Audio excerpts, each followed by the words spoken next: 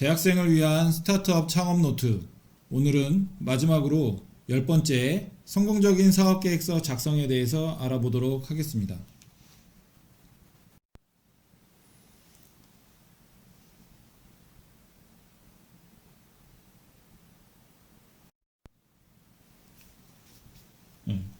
먼저 사업계획서에 대해서 우리 한번 알아보도록 하겠습니다. 사업계획서, 여러분들 아마 창업을 준비하는 학생인 경우엔 사업계획서에서 굉장히 많이 얘기를 들었을 겁니다. 그리고 사업계획서가 무엇이다라는 그런 강의나 이런 것도 많이 들었을 텐데, 오늘은 시간이 많지 않기 때문에 사업계획서에 대해서 이해를 좀 하고 어떤 것인지에 대한 설명을 좀 하고 사업계획서의 작성 방법, 그 다음에 작성 원칙 이런 것들에 대해서 제가 얘기를 하도록 하겠습니다.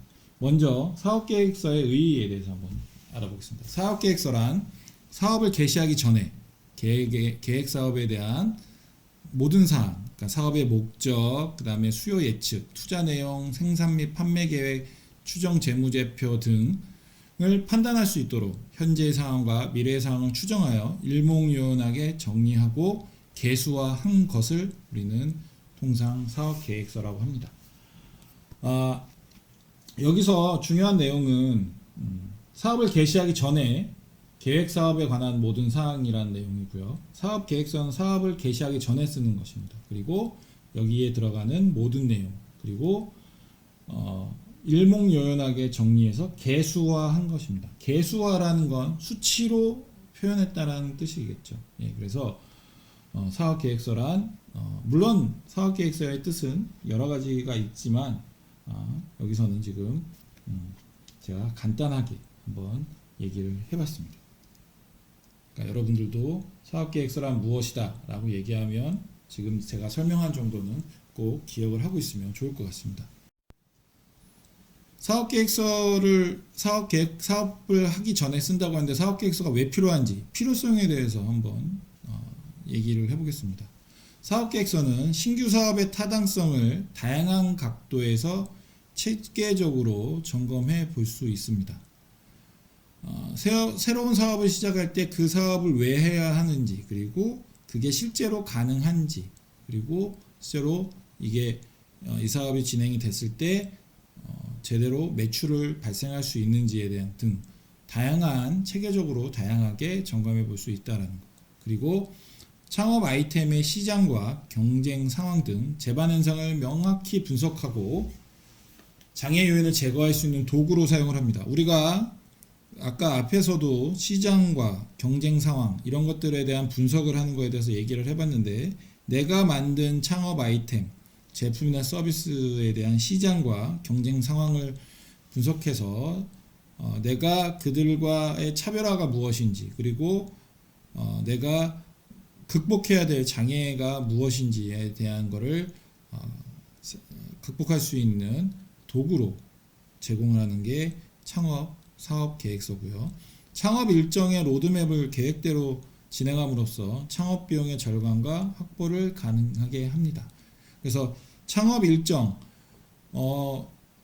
사업계획서에 또 중요하게 들어가는 게 일정인데, 언제부터 시작을 해서 언제까지 어떠한 걸 진행을 하고 그 다음 스텝은 어떤 걸 하고 내가 실제로 창업을 언제 시작을 해서 마케팅을 언제부터 시작하는지, 이러한 전반적인 로드맵을 작성하기 때문에 계획대로 진행해서 창업 비용을 절감을 하고 확보를 가능하게 하는 게 사업계획서의 필요성입니다. 그러면 사업계획서의 역할은 무엇이냐? 창업자의 길잡이. 창업자가 창업을 하기 위해서 만들어 놓은 사업계획서는 창업자가 창업을 하는 동안에 창업자가 가야 할 길을 안내해 주는 길잡이, 그리고 로드맵, 지도의 역할을 하는 겁니다. 그래서 창업자가 이러이러한 문제와 이런 게 있고 이러한 부분을 통해서 어떻게 내가 갈 것인지에 대한 부분을 쭉 설명해 준 길잡이 역할을 하고요. 그리고 이해관계자의 이해 증진, 그리고 이걸 통해서 이해관계자와 정보교류와 상호 문제 해결의 전략을 도출합니다. 이해관계자라고 하면 이 창업과 관계되어 있는 사람, 그리고 여러분들 뭐 팀일 수도 있고요. 그리고 관계된 이해관계자들이 이것을 봄으로 인해서 여러분들의 사업에 대한 걸 이해를 하고 그 이해를 통해서 이해관계자와의 정보를 공유하고 서로 문제 해결을 위한 전략을 도출할 수 있습니다. 그리고 세 번째로는 커뮤니케이션을 증진할 수 있습니다. 커뮤니케이션은 이 사업계획서를 통해서 투자자 및 관련자로부터 자금 유입을 유도하는 역할을 합니다.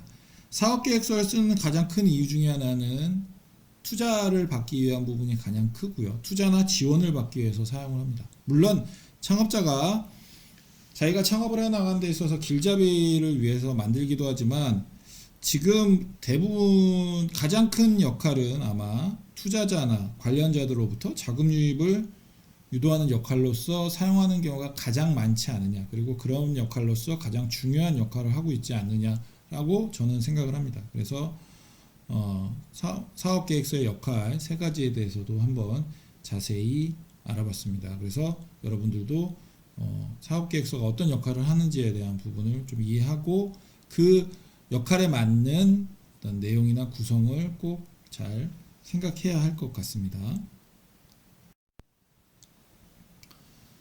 가장 중요한 사업계획서의 심사 기준 세 가지. 사업계획서가 아까 역할을 할 때 투자자나 관련자로부터 자금 지원을 유도할 수 있는 역할을 한다고 했는데, 그러면 이 사업계획서를 심사하는 사람들은 어떠한 기준을 가지고 보는지, 가장 중요하게 보는지에 대한 부분. 이게 정답은 아니지만 이러한 경우로 많이 심사를 하고 중요히 생각한다는 부분을 여러분들이 조금 기억했으면 좋겠습니다.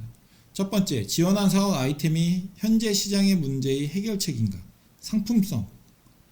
여러분들이 생각하고 있는 제품이나 서비스가 분명히 고객의 문제를 인식하고 그거에 대한 해결책으로 주로 만들어졌을 텐데, 그러면 그 사업 아이템이 현재 시장의 문제를 해결할 수 있는 해결책이냐, 상품성을 갖고 있느냐라는 거.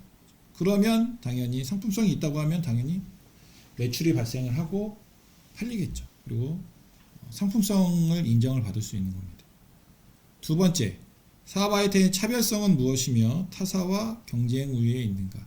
사업 아이템은 세상에 전혀 없는 것은 뭐 차별화라는 게 없겠죠. 나밖에 없으니까. 근데 대부분은 세상에 없는 제품이나 서비스는 거의 없습니다. 그러면 거의 세상에 있는 내용들이 많이 있다면 내 사업 아이템이 다른 나의 경쟁 상대, 그리고 나의 그 유사한 내용들에서의 어떤 차별성을 갖고 있는지가 굉장히 중요한 역할을 하죠. 그래야 내 사업 아이템을 고객이 선택하고 구입하고 이용하고 할 테니까 어떤 것이 과연 차별성이 있는지, 그리고 내 경쟁사의 경쟁 우위가 과연 있는지에 대한 부분을 생각합니다. 그거는 어떤 차별화된 기술이 있는지, 아니면 어떤 디자인, 아니면 가격, 어떠한 면에서라도 차별성을 갖고 있는지에 대한 부분을 사업계획서에서 중요하게 봅니다. 세 번째는 매출이 일어날 수 있는 아이템인가, 시장 확장성은 가능한가, 어떠한가에 대한 부분. 이걸 줄여 말하면 매출 가능성입니다. 매출 가능성은 쉽게 얘기하면 팔릴 수 있을까? 판매될 수 있을까? 고객이 구입할까? 라는 내용입니다.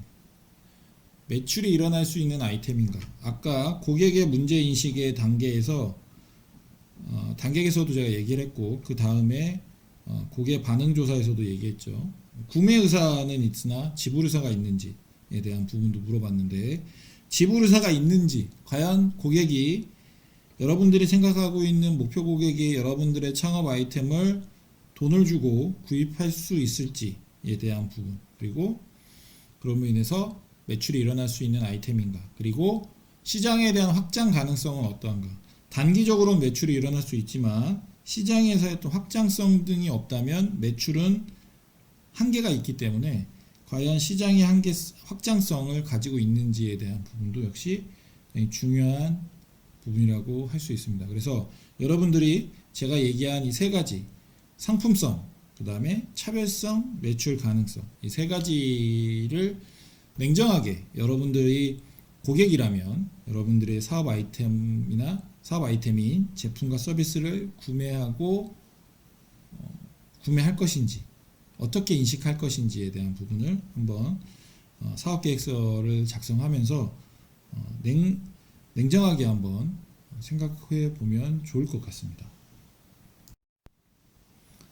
보통 사업계획서 강의를 하면 정확하게 사업계획서 하나하나에 어떤 내용이 들어가는지를 우리가 자세히 살펴보긴 하는데, 지금 우리가 이 한 시간에 한 챕터에서 이걸 다 다루기가 좀 어려운 상황이라서, 제가 여러분들이 가장 사업계획서를 쓴다고 하면 나라에서 정부 지원하는 정부 사업계획서 양식이 가장 일반적일 것 같아서 제가 이 목차를 한번 소개하면서 여러분들과 한번 얘기를 해보겠습니다.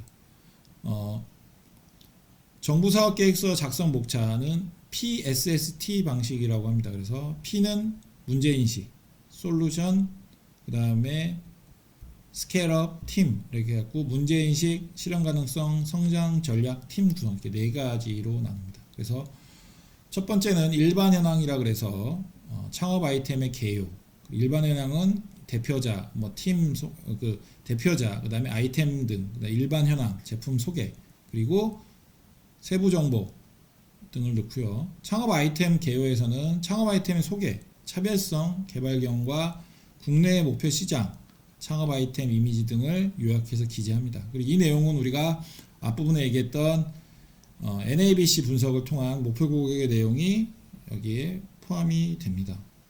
그리고 이제 문제 인식이라고 한 첫 번째 문제 인식을 하는 거는 창업 아이템 개발 동기, 내가 왜 이거를 했는지 문제 인식, 창업 아이템의 불편한 점, 국내의 문제점을 혁신적으로 해결하기 위한 방법을 기재하는 겁니다. 개발 동기, 그리고 창업 아이템의 필요성, 목적 얘기하는 거고요. 그리고 두 번째는 실현 가능성, 창업 아이템의 상업화 전략, 그래서 비즈니스 모델, 제품 구현, 제작 기간, 제작 방법, 추진 일정 등을 기재를 합니다.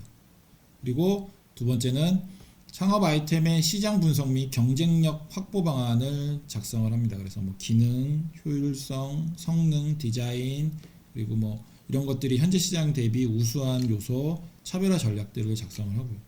세 번째, 성장 전략은 앞으로 어떻게 성장해 나갈 것인지에 대한 부분, 자금 소요 및 조달 계획, 자금의 필요성, 그리고 금액의 적정성 여부를 판단할 수 있도록 사업비 사용 계획서 등을 기재합니다.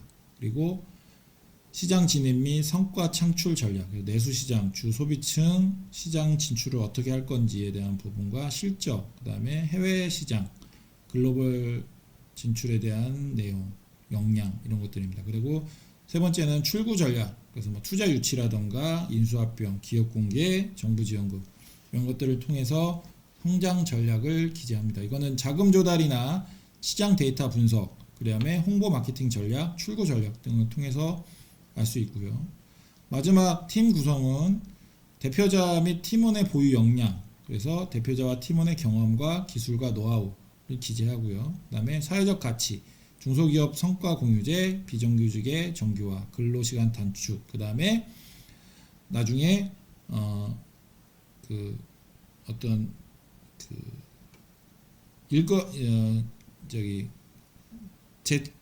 일자리 재창출에 대한 부분도 함께 적어주면 좋을 것 같습니다. 그래서 이런 식으로 팀 구성 전략, 이런 식으로 해서 정부사업계획서 목차 PSST, 프로블럼, 솔루션, 스케일업, 팀 이런 방식으로 작성이 된다는 걸 여러분들과 함께 간단하게 알아봤습니다.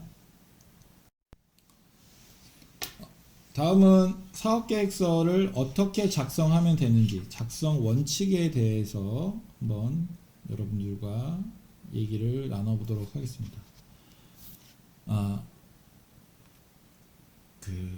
사업계획서에 담는 내용은 컨텐츠라고 생각을 하면 되고요. 그리고 작성 방법은 작성 원칙을 구현한 형식이라고 생각을 하면 됩니다. 그래서 우리가 지금 사업계획서 작성 원칙, 어떻게 사업계획서는 어떤 원칙으로 작성하는 것이 좋은지에 대한 부분을 한번 얘기해 볼게요. 첫 번째, 창업하는 제품이나 서비스의 컨셉이 이 시장의 문제를 해결하는 대안임을 강조해야 됩니다. 왜 내가 이 아이템을 만들었고 이것이 고객의 시장의 문제를 해결할 수 있는 대안임을 알려주어야 합니다. 그래서 현재의 문제는 뭐고 그걸 어떻게 해결하고 그 해결책이 나의 제품의 서비스의 컨셉이라는 것을 강조해서 작성을 하면 되고요. 그 다음에 두 번째는 사업 아이템을 개발할 수 있다는 회사 역량을 객관적인 자료로 증명을 해야 됩니다. 우리 회사는 본 아이템과 관련해서 어떤 역량을 갖추고 있다.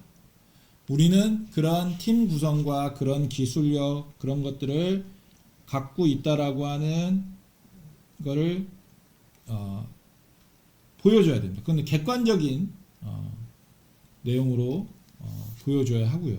그래서 뭐 그 구성원의 어떤 이력이라던가 회사의 이력, 그 다음에 인증, 뭐 특허, 뭐 보유, 그리고 뭐 CEO의 어떤 이런 분야의 전문가라면 그거에 대한 내용, 그리고 직원들의 역량, 그 다음에 연구원들 능력, 그 다음에 뭐 어떤 파트너 이런 것들을 통해서 회사의 능력을 객관적인 자료로 증명해야 되는 거고요. 세 번째는 어떻게 만들겠다는 제품 구현의 과정을 청사진을 보여줘야 합니다.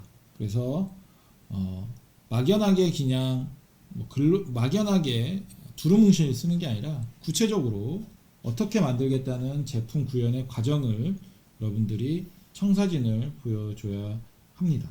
그리고 네 번째는 어떻게 팔겠다는 회사 마케팅 계획을 통해 매출 가능성을 보여줘야 합니다. 아까 제가 지난 시간에 우리 마케팅 전략 창업 마케팅에서 얘기를 했죠. 왜 마케팅을 해야 되고 어떻게 계획을 해야 되고 어떤 수단을 선택해야 된다고 했죠. 그 이유는 팔겠다라는 거죠. 알려져야 팔 수 있는 거기 때문에 마케팅을 해야 되는데 나는 어떻게 팔겠다는 회사 마케팅 계획을 통해서 그 마케팅 과정을 봄으로 인해서 이게 정말 팔겠다라고 하는 매출 가능성을 보여주도록 작성을 해야 될 필요가 있습니다. 그리고 마지막으로는 내가 왜 창업 지원금을 받아야 하는지 그 이유를 명확히 설명하고 그로 인해서 어떤 기대 효과가 있는지에 대한 부분을 잘 설명해야 될 필요가 있습니다. 그래서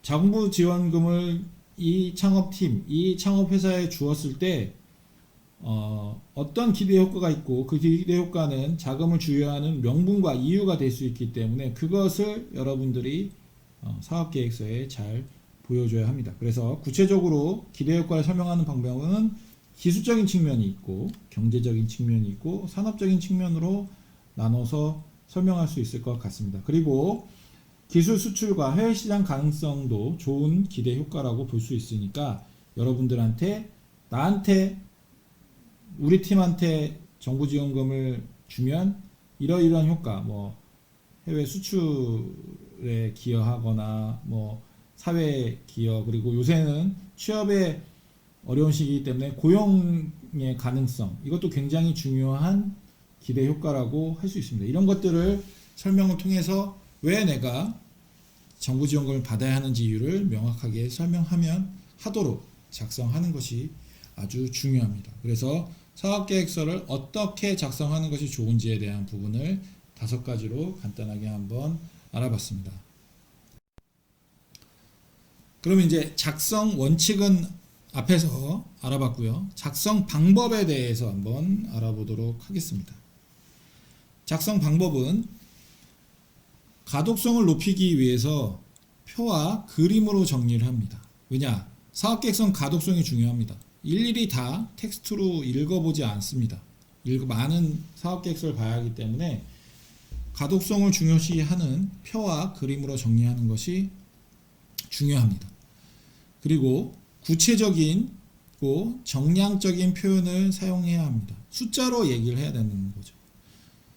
자료는 보통 정량적 자료와 정성적 자료가 있습니다. 정량적 자료라고 하면 통계 수치, 외부 보고서 이런 것들의 어떤 수치적인 표현이 나타나는 것을 우리는 정량적 데이터라고 하고 자료라고 하고요. 정성적 자료는 보고서, 그 다음에 동향 이런 것들입니다. 신문 자료 뭐 이런 것들. 그래서 여러분들이 반드시 사업계획서 쓸 때는 정량적인 데이터와 정성적인 자료를 함께 가지고 구체적으로 숫자로 표현을 해야 합니다. 그래야 객관적이고 신뢰성을 가질 수 있습니다. 그냥 막연한 어떤 막연하게 두루뭉실하게 쓰는 게 아니라 구체적으로 숫자로 표현을 해줌으로 인해서 보다 객관성을 증명할 수 있기 때문에 꼭 그런 표현으로 써야 합니다. 그리고 세 번째, 경력과 역량, 실력과 기술력의 근거를 제시해야 합니다. 우리가 왜 이런 제품과 서비스를 개발하고 운영할 수 있는지에 대한 능력, 실력, 기술력을 근거를 제시해야 되고, 그럼 역시 우리가 갖고 있는 자원, 그리고 부족하면 앞에서도 얘기했지만 부족하면 외부 자원을 활용하는 방법 등을 선택해서 근거, 역량과 실력, 기술력, 경력 등의 근거를 제시하여야 합니다. 네 번째로는 매출 가능성이 가장 중요한 지표입니다. 왜냐? 창업 아이템은 결국엔 물건이 제품과 서비스가 판매되어서 매출로 이어져야지만 사업의 어떤 성패를 가늠할 수 있습니다. 성공을 바라볼 수 있는데 제품이 팔리지 않는다. 팔릴 것이다, 안 팔릴 것이다 라고 하는 제품의 매출 가능성이 가장 중요한 지표이기도 하죠. 그래서 시장 규모와 성장률, 내가 가고자 하는 시장의 규모가 어느 정도 되고 성장률이 어느 정도 될 거다. 그리고 고객 반응 데이터 등 적극적으로 활용하고요. 그리고 B2B인 경우에는 조금 더 매출 가능성이 높습니다. 왜냐? 매출은 B2C인 경우에는 마케팅이나 아니면 일일이 다 마케팅을 통해서 사람들한테 그 제품이나 서비스의 가치를 전달해야 되는데, B2B인 경우에는 어떤 특정 고객을 타겟팅할 수 있고 집중해서 마케팅을 할 수 있기 때문에 사실은 B2B가 창업 아이템으로는 조금 더 B2C보다는 매출 가능성이 높다라는 평가를 합니다. 그래서 B2B인 경우에는 특히 더 강조해야 될 필요가 있고요. 마지막으로는 시장의 확장 가능성을 어떻게든 보여줘야 합니다.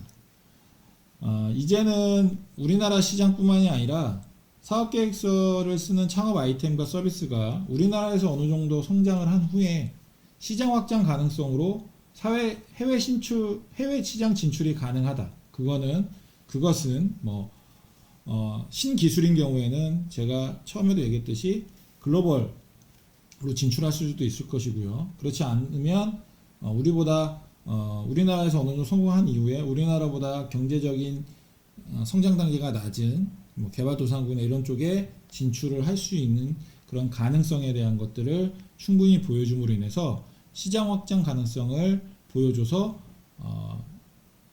여러분 사업계획서를 심사하는 심사위원들한테 좋은 평가를 받을 수 있도록 하는 것이 굉장히 중요한 역할을 합니다. 그래서 시장의 확장 가능성을 어떻게든 보여주는 것이 굉장히 중요하다고 얘기를 했습니다. 이렇게 사업계획서가 어떤 것이고, 그리고 사업계획서는 어떤 역할을 하고 왜 중요하고, 그 다음에 어떻게 심사에 하는데 어떠한 걸 주로 보는지에 대한 부분을 얘기했고요. 그리고 정부사업계획서 작성원칙 PSST에 대한 것도 간단하게 봤습니다. 그리고 사업계획서를 작성하는 원칙과 지금 사업계획서를 작성하는 방법에 대해서도 하나하나 좀 자세히 설명을 했습니다. 그래서 사업계획서 작성에 대한 것은 여기까지 해서 마무리하도록 하겠습니다. 지금까지 대학생을 위한 스타트업 창업 노트 마지막 시간 10번째로 성공적인 사업계획서 작성에 대해서 알아봤습니다.